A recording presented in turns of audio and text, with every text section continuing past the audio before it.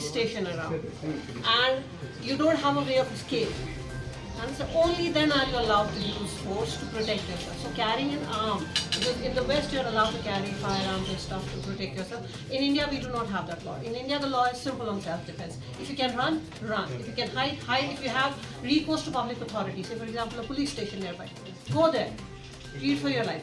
Don't raise your hand, don't use physical violence, don't use force unless it is absolutely imperative.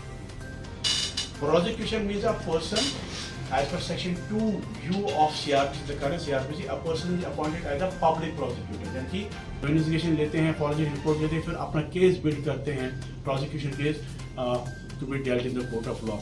Now this 20 जो है, we have a directorate of prosecution. It defines the eligibility, the function, the powers of those prosecutors. In fact,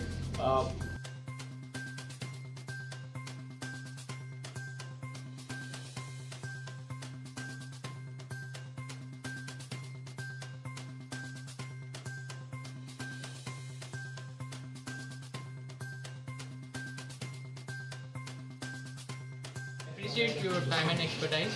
Now I would like to invite Faisal Sir, Deputy Registrar Administration, for giving the vote of thanks. It was a privilege to have you in our institute. It was on a very short notice that we had to conduct this program. Because of some preoccupations, we could not do it. We had planned it in the previous month in April, but we could not do it. But somehow we could materialize it.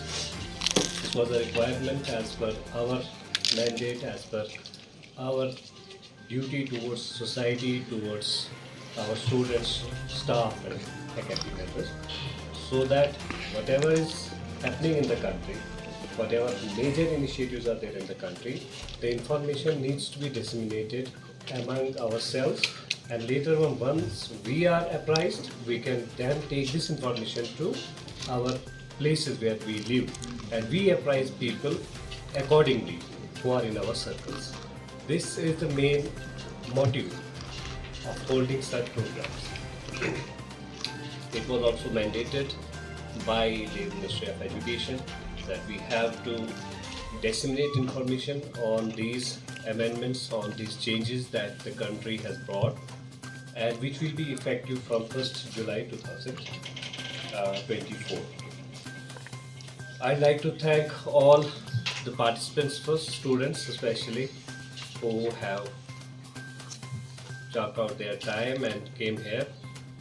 And I could feel that this was good interactive and informative session. We all learned something out of it. It's a good thing that we are going to take away out of this session, this program.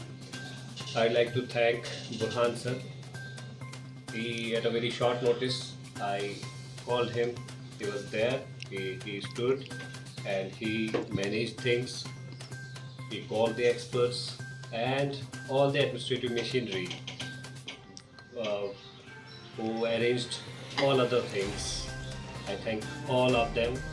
Thank you experts, thank you students, thanks all.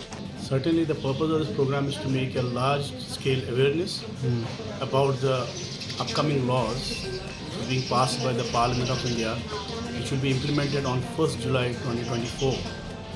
This is really a robust mechanism which will ensure an efficient and rigorous and the organizers were very up to the mark.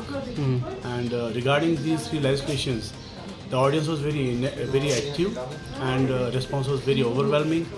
We had a thread-based discussion after the formal expert lecture.